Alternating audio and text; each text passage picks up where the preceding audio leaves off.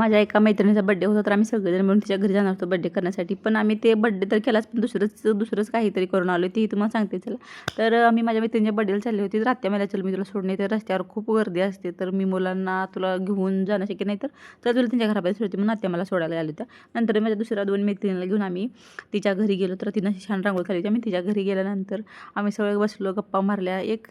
वाढदिवस हे फक्त एक रिझन असतं, पण आम्ही भेटतो, गप्पा मारतो आणि खूप चांगला आमचा वेळ जातो आणि आम्हालाही बरं वाटतं. नंतर आम्ही बड्डे साजरा केला सगळ्यांनी आणि तिनं सगळ्यांना केक दिला आणि तिनं आमच्यासाठी नाश्ता केला होता. तर सगळ्यांनी नाश्ताही केला. सगळ्यांची मुलंही आली होती आणि सगळ्यांची मुलं फक्त आयासोबतच असतात आणि जेव्हा ह्यांचेच पप्पा भेटतात तेव्हा हे मुलं अजिबात त्यांच्यासोबत नसतात. तर हे प्रगतीचं मनी मेव आहे, खूपच सुंदर आहे ते. आणि नंतर आम्ही चहा घेतला आणि आम्ही कुठं गेलो होतो, बड्डे साजरा झाल्यानंतर तिथं शेजारी एक सोन्याचं दुकान होतं, तर आम्ही तिथे गेलो होतो. खूप लाईट वेट आणि सुंदर कानातली होती तिथं.